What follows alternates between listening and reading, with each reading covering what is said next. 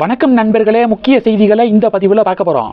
அதிமுக பாஜக கூட்டணியில் அதிமுக பாஜகவுக்கு ஒதுக்கின 27 தொகுதிகளில் பாஜக தொண்டர்களுக்கு உடன்பாடு இல்லை.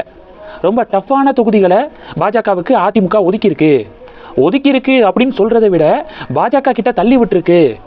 நான் வின்னபிள் சீட்ஸை அப்படின்னு சொல்லிட்டு தொண்டர்கள்லாம் கொதிச்சு போய் இருக்காங்க. அண்ணாமலை கவுண்டம்பாளையம், சிங்காநல்லூர் 2 தொகுதிகளில் ஏதோ ஒரு தொகுதியை அண்ணாமலை கேட்டார். அந்த தொகுதிகள் கூட ஒதுக்கப்படலை. கோவையில் வெறும் 1 தொகுதி ஒதுக்கப்பட்டிருக்கு. மதுரையில் பாஜகவுக்கு 1 தொகுதி ஒதுக்கப்பட்டிருக்கு. சென்னையில் டி நகர், வேளச்சேரி, மயிலாப்பூர் 3 தொகுதிகளை பாஜக கேட்டிருந்தாங்க.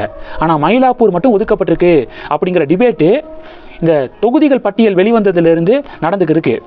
இப்போ திடீர் திருப்பமாக தமிழக மீடியாக்கள் என்ன செய்திகள் வெளியிடுறாங்க தெரியுமா? தொகுதிகளை மாற்றி கேட்கும் பிஜேபி அப்படின்னு சொல்லிட்டு தலைப்பில் சாணக்கியா சேனல் ஒரு ரிப்போர்ட்டை வெளியிட்டிருக்காங்க. ஒதுக்கப்பட்ட தொகுதிகளில் 5 தொகுதிகளை மாற்றி தருமாறு பாஜக தலைமை அதிமுக தலைமை கிட்ட டிமாண்டை முன் வச்சிருக்காங்களாம். 27 தொகுதிகள் பட்டியல் இருக்குல்ல, அதில் 5 தொகுதிகளை மாற்றிட்டாங்க அப்படின்னு சொல்லிட்டு டிமாண்ட் பண்ணியிருக்காங்களாம். அது எந்தெந்த தொகுதிகள் அப்படின்னா, வசந்தராஜனுக்கு கிணத்துக்கடவு தொகுதியை கேட்டிருக்காங்களாம் பாஜக தலைமை. கிணத்துக்கடவுல சமீபத்தில் பாஜக தொண்டர்கள் வீதியில் இறங்கி போராட்டத்தில் ஈடுபட்டாங்க. 2024 பாராளுமன்ற தேர்தல் சமயத்தில் கிணத்துக்கடவு சட்டமன்ற தொகுதியில் பார்த்தீங்கன்னா பாஜக 25 விழுக்காடு வாக்குகளை வாங்கினுச்சு. அதிமுக 20 விழுக்காடு வாக்குகளை தான் வாங்கினுச்சு. அதனால கிணத்துக்கடவு தொகுதியை பாஜகவுக்கு ஒதுக்கணும் அப்படின்னு சொல்லிட்டு போராட்டத்தில் ஈடுபட்டாங்க பாஜக தொண்டர்கள். இந்த போராட்டத்தின் எதிரொலியாக கிணத்துக்கடவு தொகுதி வேணும் அப்படின்னு அதிமுக கிட்ட பாஜக தலைமை கேட்டிருக்காங்களாம். அடுத்து கேடி ராகவனுக்கு செங்கல்பட்டு தொகுதியும், மா வெங்கடேசன் அவர்களுக்கு எழும்பூர் தொகுதியும் கேட்டிருக்காங்களாம் பாஜக தலைமை. அண்ணாமலைக்கு 1 தொகுதி அப்படின்னு சொல்லிட்டு கேட்கப்பட்டிருக்கு. என்ன தொகுதி அப்படின்னு சொல்லிட்டு பேர் எதையும் ரிவீல் பண்ணலை. கவுண்டம்பாளையமாக இருக்கலாம், இல்லை சிங்காநல்லூராக இருக்கலாம், இல்லை ஏதோ ஒரு தொகுதி அண்ணாமலை விரும்பக்கூடிய தொகுதி அப்படின்னு சொல்லிட்டு கேட்கப்பட்டிருக்கான். அவர் என்ன தொகுதியில் போட்டியிட விரும்புகிறாரோ அதை கொடுத்துருங்க. பாஜக தொண்டர்கள்லாம் கொதிச்சு போய் இருக்காங்க. அண்ணாமலைக்கே சீட்டு கிடையாதா?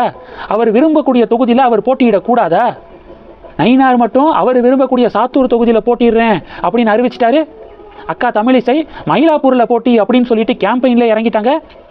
அண்ணாமலைக்கு எந்த தொகுதியில் போட்டியிடணும் அப்படின்னு அவர் தேர்ந்தெடுக்க கூடாதா அப்படின்னு தொண்டர்கள்லாம் கொதிச்சு போய் இருக்காங்க. அதனால அண்ணாமலை விரும்பக்கூடிய தொகுதியை கொடுத்துருங்க அப்படின்னு சொல்லிட்டு பாஜக அதிமுக கிட்ட இந்த டிமாண்டை முன்வைத்ததாக செய்திகள் வருது. அண்ணாமலையுடைய பார்ட்டிசிபேஷன் என்டிஏவுக்கு ரொம்ப முக்கியங்க. வித்தவுட் அண்ணாமலை என்டிஏனால ஜெயிக்க முடியாது. இதுதான் உண்மை. பாஜகவுடைய வாக்குகள் கூட்டணி கட்சியான அதிமுகவுக்கு டிரான்ஸ்ஃபர் ஆகாது. அண்ணாமலை எலெக்ஷனில் போட்டியிட்டால் பாஜக தொண்டர்களும் ஹாப்பி ஆயிடுவாங்க. டிரான்ஸ்ஃபர் நடக்கும். இதை புரிஞ்சிக்காம அண்ணாமலையை சைட்லைன் பண்ணணும், அண்ணாமலையை எப்படியாவது ஒதுக்கிடணும் அப்படின்னு யார் நினைச்சாலும் கூட்டணிக்கு தான் அது ஒரு பெரிய டேமேஜை ஏற்படுத்தும்.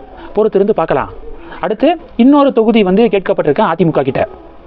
வசந்தராஜனுக்கு கிணத்துக்கடவு, கேடி ராகவனுக்கு செங்கல்பட்டு, மா வெங்கடேசனுக்கு எழும்பூர், அண்ணாமலைக்கு 1 தொகுதி, இதை தவிர இன்னொரு தொகுதி, டோட்டலாக 5 தொகுதிகளை மாற்றி தருமாறு அதிமுக கிட்ட கேட்கப்பட்டிருக்கு. அதிமுக ஆலோசனையில் இறங்கியிருக்காங்க. பொறுத்திருந்து பார்க்கலாம். எல்லாம் ஓகே. கேடி ராகவனுக்கு செங்கல்பட்டு அப்படிங்கிறது தான் டர்ராகுது. கேடி ராகவன் அவர்கள் எவ்வளோ பெரிய குற்றச்சாட்டில் அவர் கட்சியிலிருந்து ஒதுக்கி வைக்கப்பட்டார். நயினார் மாநில தலைவராக வந்ததுக்கப்புறம் மறுபடியும் கேடி ராகவனுக்கு பொறுப்பு வழங்கப்பட்டுச்சு.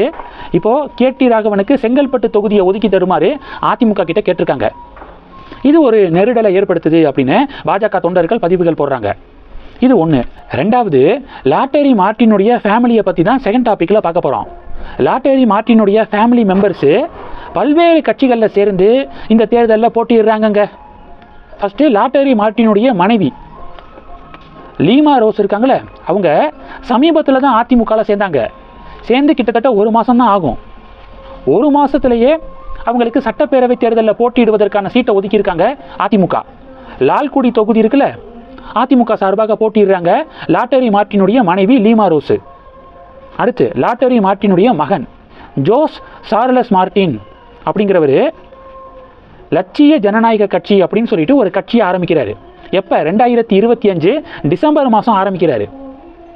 எவ்வளோ மாதம்? கிட்டத்தட்ட 3 கட்சி ஆரம்பித்து 3 மாதங்களில் தேசிய ஜனநாயக கூட்டணியில் லட்சிய ஜனநாயக கட்சி போட்டியிடுவதற்கு 2 தொகுதிகள் ஒதுக்கப்பட்டிருக்கு புதுச்சேரியில். லாட்டரி மார்ட்டினுடைய மகன் பாண்டிச்சேரியில் காமராஜ் நகர் தொகுதியில் போட்டிடுறாரு. தர்பூசணி சின்னம் அவருக்கு ஒதுக்கப்பட்டிருக்கு. இது லாட்டரி மார்ட்டினுடைய மகன். லாட்டரி மார்ட்டினுடைய மருமகன் யாரு? ஆதவ் அர்ஜுனா. வில்லிவாக்கம் தொகுதியில் தமிழக வெற்றி கழகம் சார்பாக போட்டியிட இருக்காரு. அப்போ லாட்டரி மார்ட்டினுடைய மனைவி அதிமுக சார்பாக போட்டியிடுறாங்க லால்குடி தொகுதியில். லாட்டரி மார்ட்டினுடைய மகன் பார்த்தீங்கன்னா தேசிய ஜனநாயக கூட்டணியில் அவருடைய பார்ட்டி 2 தொகுதிகளில் போட்டியிடுது. லாட்டரி மார்ட்டினுடைய மருமகன் தாவேக்கால வில்லிவாக்கம் தொகுதியில் போட்டியிடுறாரு. இதில் எங்க திமுகவுடைய பேரே காணமே அப்படின்னு பார்த்தீங்கன்னா, எலக்டோரல் பாண்ட் சம்மந்தப்பட்ட இஷ்யூ வந்துச்சுல, அதில் லாட்டரி மார்ட்டினுக்கு சொந்தமான நிறுவனம் திமுகவுக்கு ஃபண்டு கொடுத்துருக்காங்க, திமுகவுக்கு டொனேஷன் கொடுத்துருக்காங்க. அப்போது லாட்டரி மார்ட்டினுடைய ஃபேமிலி அனைத்து பொலிட்டிக்கல் பார்ட்டிஸ்லையும் இன்ஃப்ளூயன்ஸ் ஆகியிருக்காங்க அப்படிங்கிறது இதில் இருந்து புரிஞ்சுக்க முடியுது. இந்த செய்திகளை பற்றி உங்களுடைய பார்வைகளை மறக்காமல் கமெண்ட் பண்ணுங்கள். தொடர்ந்து கனெக்டில் இருங்க. அடுத்தடுத்து நிறையா பதிவுகளை பார்க்க போகிறோம். நன்றி.